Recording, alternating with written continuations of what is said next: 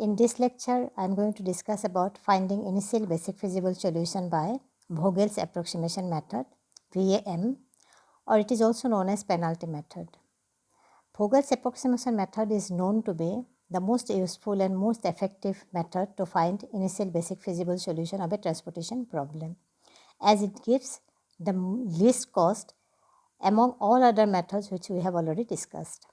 Now, as the name says, penalty method, there is something called penalty associated with Vogel's approximation method. So, what is the definition of a penalty? I am going to define here. The definition of penalty is known as the difference between the second lowest and the lowest value in a row or a column in a transportation matrix is known as a penalty. Okay. The penalty in the row are known as row penalty, and penalty in the columns are known as column penalty. What is the physical meaning of this penalty actually? The physical meaning of the penalty is the extra cost per unit incurred when the cell with the lowest cost is not being allocated. As we have seen earlier cases, sometimes it so happen that the cell with least cost is not being allocated in by any method. So that has incurred a extra cost of transportation per unit item. So that is known as the penalty actually, the definition physical meaning of the penalty. Now, how to find initial basic feasible solution by Vogel approximation method? These are the steps.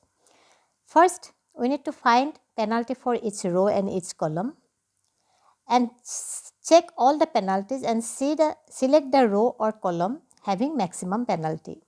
Okay. So, after selecting the row or column having maximum penalty, we are going to select the cell with minimum cost in it in the selected row or column, and we are going to allocate as much as possible in that cell depending upon demand and supply condition. Now, and then the cross off the exhausted row or column. If the demand is met or demand requirement is fulfilled, then column is exhausted, column is crossed off, or supply is exhausted, then row is crossed off. After that, we can go finding new penalty. Now, while finding new penalty, we are not going to find the penalty for the crossed off row or column. Again, select the cell with minimum cost and allocate as much possible as we have done here. Okay, and we are going to continue this process till all the supplies are exhausted and all the demands are fulfilled, and we get our solution and total cost of transportation for the initial basic feasible solution. Now, again we are going to look into our original problem by supplying milk from three sources S1, S2, S3 and to the distribution centers D1, D2, D3, D4. Supply and demands are given here. Already we know this 7, 5, 3, 2. Now, this is the matrix we have already done. So, first of all, in a Vogel approximation method, you need to find penalty. So, yeah, I am writing here another column here as penalty and another row with penalty here. This will be column penalty, this will be row penalty. As I have mentioned, we have to find the penalty here. First penalty, look at this one. In this row, the minimum is lowest cost is 2 and second lowest cost is 3. So, we have the difference is known as the penalty. So, I am going to put it here. What is the difference here? This is equal to 1. Similarly, in this case, it will be 1 minus 0, that is equal to again 1. And the third row, we are going to have the value as 3. 8 minus minimum is 5, second minimum is 8, so 8 minus 5. These are your row penalty. Now, finding out the column penalty, you get first column 2 minus 1 is 1, 3 minus 0 is 3 here. 11 minus 6 you get 5 here, then 7 minus 1 6. So, first iteration penalty has been met. Now, out of all this penalty you see this is the highest one. So, I am put an arrow here, that means this is the selected column, and this selected column I am going to find the cell which has got a least cost, and this cell has got the least cost. So, we are going to allocate in this cell. Okay.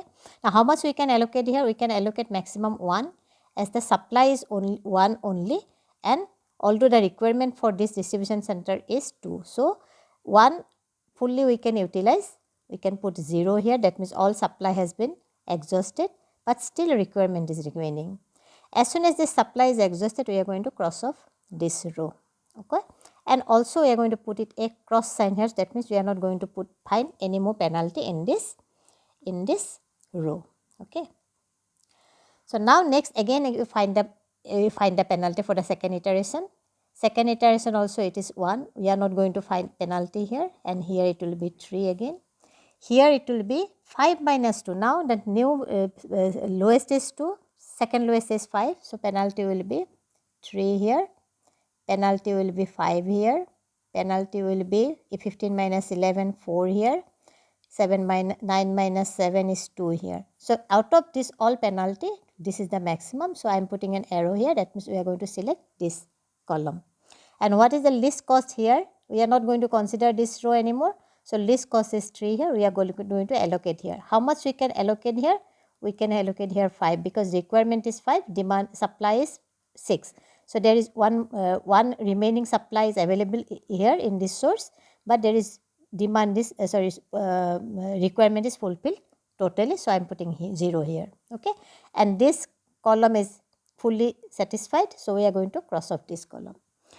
Now again you need to find out next penalty. Next penalty here will be 7 minus 2, 5.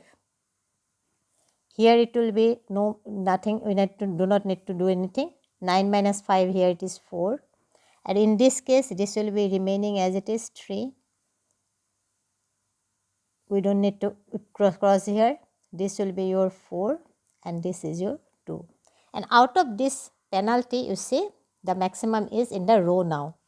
In this row this is 5, so we are going to consider here. Here minimum is 2, so we are going to allocate here. How much we can allocate here? We can allocate only 1, because available is 1 here. So we are allocating 1 here. So requirement still in this distribution center 6 remaining, okay. And this row is exhausted, we are crossing off this row. So and put a cross sign here, we are not going to look into this anymore. So next again you find the penalty. Now you penalty for this row is again 4, 9 minus 4, 5, 4. But in this case there is only one cell remaining, so we don't need to find any penalty here. We are going to consider this row. So we are going to consider this row, and which is the minimum here? We are going to have minimum here. So we are going to put as much allocation as possible here. So how much we can put it here? We can put 6 here. As supply is 10, so this will be 4 here. So out of this again next penalty will be 4 here, okay. This is exhausted, this column is also crossed off. So in this row the penalty is 4 here again. So the minimum is 9, so I can allocate here. How much I can allocate here? I can allocate 1 here. So remaining is 3, this column is crossed off. And the last one, I don't need to do anything, I have no option but allocate here 3, because requirement is 3, demand is supply is also 3. So this column is also crossed off. So I have completely exhausted all the supply, and all the requirement is also fulfilled. So my problem is solved now. So what is my solution?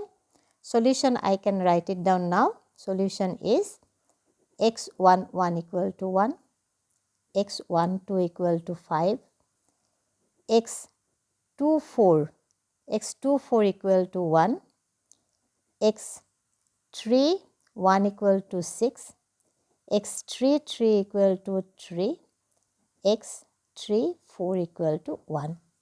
And if I consider the total cost will be equal to rupees 2 into 1 plus 3 into 5, 2 into 1 plus 3 into 5 plus 1 into 1, here 1 into 1, plus 5 into 6 plus 15 into 3 plus 9 into 1 multiplied by 100. And if I calculate this value, this becomes as 10,200. And if you see this value, this total cost, and compare with all other values, you can see that this gives you the least value.